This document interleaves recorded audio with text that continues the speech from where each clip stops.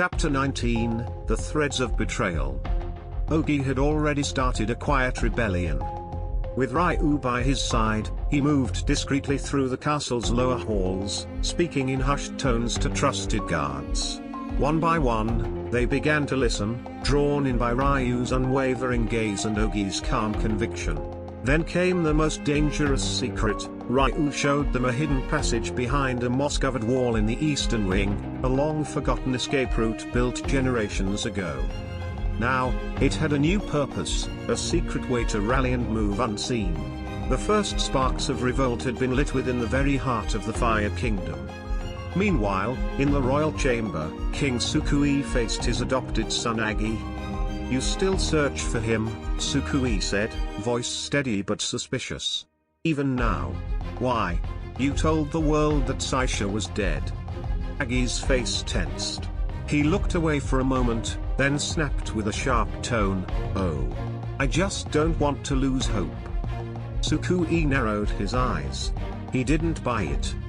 "Agi, many of my men said they saw you, months ago, speaking in secret with the Air Kingdom." Agi's expression twisted in disbelief. "I even heard you might still have some connection to Master Oji." Agi exploded. "Oh, so now you're spying on me?" Sukui raised a hand, trying to calm him. "No, I just..." "Yes. And what if I was talking to them? What then?" Agi's voice thundered through the stone chamber. "I only wanted to help you stabilize the Air Kingdom." Sukui's own frustration broke through now. "That is not your duty, Agi." Agi's stare turned cold. Dark. "You know what? Just shut up." Without another word, Agi stormed out of the chamber, slamming the doors behind him with enough force to rattle the guards outside. Sukui stood frozen, his heart pounding, not from fear, but from something worse, the realization that he may have lost Agi for good. Far from the castle, near the quiet woods surrounding Koi village, a softer scene played out. Veratros stood near his horse, ready to depart. Ayuki approached him, her eyes filled with quiet sadness. "You really have to go?"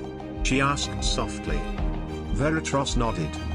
"You don't belong in this story anymore, do you?" she said, half joking, half sincere.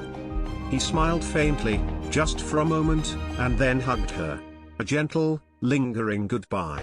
"Take care of him," Veratros whispered, before stepping back. Ayuki nodded, fighting the lump in her throat. As Veratros mounted his horse, Saisha stepped forward, stopping him in his tracks. "Wait." Veratros paused. Saisha's voice was hard, direct. "Tell me why. Why did you do it that day? At the diplomatic summit? Why did you push me off that cliff? Who ordered you?" Veratros didn't turn around. His face was unreadable, cold and empty.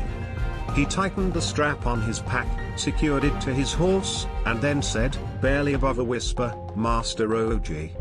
Saisha froze. "Of course." Suddenly, the memories started to fall into place like shards of a shattered truth. Flashback. Years ago, in the military training camps, Saisha and Agi were just young recruits, eager, determined. Their instructor? Master Oji. At first, Oji seemed wise, strong, inspiring. But then, the darker side began to show.